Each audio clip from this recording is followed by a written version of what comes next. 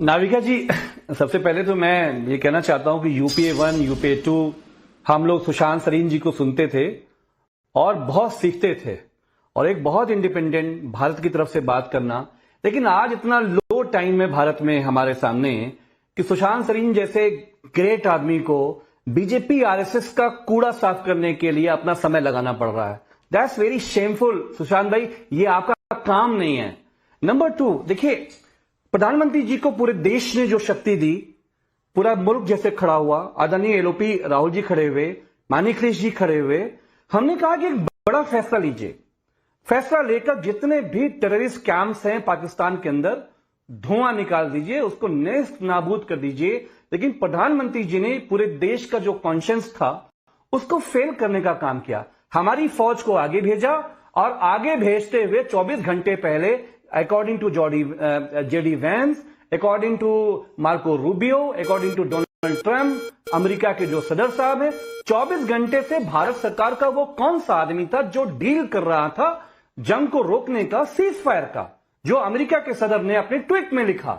तो हमारा यह कहना है कि प्रधानमंत्री जी ने जो फॉल्ट किया उसको सुधारने का एक सही तरीका था कि ऑल पार्टीज मीटिंग बुलाते और सभी देश के लोगों को अंदर, हम कह रहे हैं आप ब्रीफ नहीं करते कि क्या बात हुई है, कोई ऐसी बात है जो हो सकता है हम ना बताना चाहें दुनिया को कि हमें क्या खतरा था, हमने क्यों डिसीजन लिया।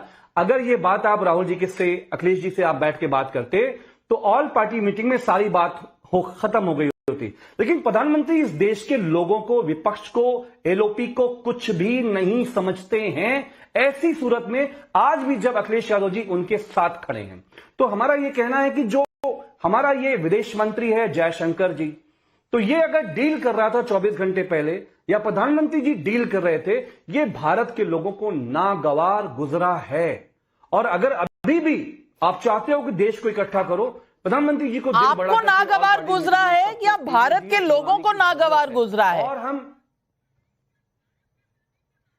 भारत के लोगों को और हम निवेदन करते हैं, देखिए, हम ये कह रहे हैं कि हम जब देश में जाएंगे, दुनिया में जाएंगे, पाकिस्तान का जो रोल है बेशक हम अपने मुल्क के लिए हम बताएंगे और हम देश की सरकार के साथ शाना बशाना खड़े हैं। लेकिन प्रधानमंत्री नरेंद्र मोदी ने अपना कद इस पूरे ऑपरेशन में जिस तरह से नीचे गिराया है, मरहूम नीचे गिराया, क्या बोल रहे हैं? इंदिरा जी की बेइज्जती हुई है, जिन्होंने अमेरिका की औकात, अमेरिका की औकात, बयान सुना, अमेरिका की औकात, अमेरिका की औकात, अमेरिका की औकात, यहाँ पर अगर आप बैठे हैं, आपको शर्म नहीं आ रही है क्या? औकात अटल बिहारी वाजपेयी ने अमेरिका की औकात बताई और ये अमेरिका के सदर के सामने अडानी की सरकार अटल जी को भेज इन्होंने तो ये कूटनीति थी।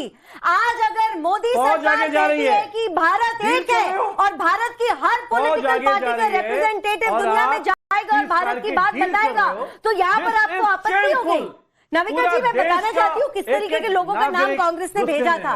आप बार बार ये बोल रहे हैं ना कि देश के साथ खड़े, ऑल पार्टी मीटिंग का आप एक बार रात गाना शुरू कर देते तो रुकते नहीं है। सच्चाई आपकी ये है कि आपका हर एक नेता, खासकर आपका अखिलेश यादव ने क्या कहा था, चित्रजीवी, वो एक चित्र जिसने पाकिस्तान के 100 झूठ को चुप्पी लगा दी थी, शक्तिशाली देश एक चित्र को आप देखकर चित्रजीवी बोलते हो। इतना आपको पाकिस्तान का एजेंडा चलाना है, आपको शर्म नहीं आती? इस देश में रहते हो, इस देश की धरती पर रहते हो, हम माँ कहते हैं भारत को, और उसके बाद इतनी बड़ी चीज के बाद इतनी बड़ी झूठ बोलते हो।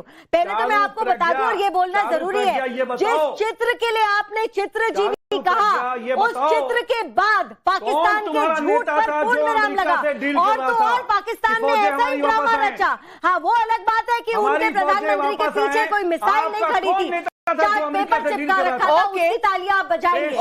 ओके, अमीक जमाई, क्या दिक्कत है? क्या दिक्कत है? देश की चोट पहुंचाई है। दिक्कत यही है ना, दिक्कत यही है। मोदी जी के एक फोटो ने पाकिस्तान के झूठ पर पूर्ण विराम लगा। सुशांत सरीन को दर्द हुआ। सुशांत सरीन का भी आपने नाम लिया था, सुशांत सरीन को बिल्कुल काउंटर का मौका दूंगी। सुशांत सरीन। यार नाविका, एक तो अगर प्रधानमंत्री ने अपनी छवि खराब कर लिया तो विपक्षी दलों को खुश होना चाहिए। ये उछल कूद क्यों कर रहे हैं फिर? मतलब अगर उनकी छवि खराब हो रही है तो इनके लिए तो अच्छा है, इनके लिए तो एक राजनीतिक मौका है। दूसरी चीज, मुझे किसी ऐसी पार्टी के नेता से लेसन्स लेने की जरूरत नहीं है कि मेरे देश के लिए क्या अच्छा है क्या बुरा है। जो लोग आतंकियों को खुली छूट देते थे, उनको काम करने देते थे, और जब उनके खिलाफ केस होते थे तो वो कोर्ट में जाकर के प्रवक्ता बन रहे हैं।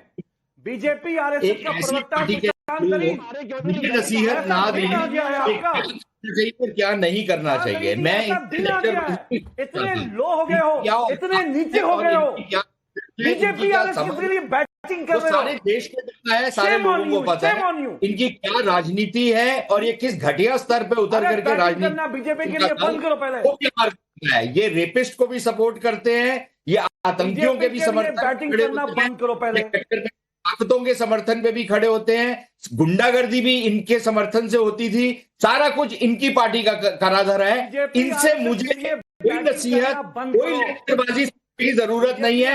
अमीर किस चटपटी के हैं सबको पता है। अमीर जमाई जी, आप हमेशा कहते हैं कि देशभक्ति के लिए आपको बीजेपी का सर्टिफिकेट नहीं चाहिए। आज सुशांत सरीन ने कह दिया है उन्हें भी आपका सर्टिफिकेट नहीं चाहिए, उनको आपकी नसीहत नहीं चाहिए। ये उनका अपना निजी जो भी थॉट प्रोसेस है वो बहुत है उनके लिए, लेकिन सवाल पब्लिक पूछ रही है। और विवेक श्रीवास्तव जी, नरेश चंद्र शुक्ला हरदोई से पूछ रहे हैं, भारतीय नेताओं के बयान पाकिस्तान की सुर्खियां बन रहे हैं, विपक्ष के नेताओं में ऐसा बयान देने की होड़ क्यों लगी है? कृष्णा सोमानी वाराणसी से पूछ रहे हैं, क्या ऐसे बयान पर राहुल गांधी के खिलाफ मानहानि का मुकदमा नहीं चलाना चाहिए? क्योंकि सवाल यह है कि आप अपने देश के विदेश मंत्री को, प्रधानमंत्री को मुखबिर, गद्दार किस्म के शब्द अगर इस्तेमाल करेंगे तो मैं पूछना चाहती हूं आप कहां से आए हैं, आपको क्या दिख रहा है? 11 एयरबेस जो हैं वो पाकिस्तान के उड़ा दिए गए, ये नहीं दिख रहा। 9 टेरर कैंप्स उड़ा दिए गए, ये नहीं दिख रहा। उनके रेडार सिस्टम्स उड़ा दिए गए, ये नहीं दिख रहा। ये पॉलिटिकल विल कब था? पहले 26/11 के पहले पॉलिटिकल विल दिखा था। अब अगर दिख रहा है तो आप आंखें मूंद कर क्यों बैठे हैं विवेक श्रीवास्तव जी? बिल्कुल नहीं मैडम, मैं बिल्कुल आंखें मूंद के नहीं बैठा हूं। पापा ट्रंप का पॉलिटिकल विल मुझको बिल्कुल दिख रहा है। पापा ट्रंप इतने महान नेता हैं, वो कहते हैं इंडिया सीज फायर तो हम करते हैं सीज फायर। पापा ट्रंप कहते हैं पाकिस्तान येलो रिवॉर्ड, IMF का पैसा तो मिलता है। मैं बिल्कुल पापा ट्रंप की राजनीतिक सोच को समझता हूं और इज्जत भी दे रहा हूं। कितना पावरफुल आदमी है, हमारे मोदी साहब थोड़ी ना है ऐसे। दूसरी बात पे आइए आप, जयशंकर साहब ने तो बहुत अच्छा किया, इन्होंने पहले ही कह दिया हम आ रहे हैं तुम्हें मारने और तुम्हें मारेंगे आतंकवादियों। फिर जिसको बचना है बच लो, हमारे प्रधानमंत्री ने भी कहा था छुपना है छुप जाओ। मैं तुम्हें वार्निंग दे रहा हूं, मैं तुम्हें वार्निंग दे रहा हूं, भाग लो। विवेक जी, जब देश का नाम आता है तो ड्रामा नहीं अच्छा लगता। ये कैसी लड़ाई है?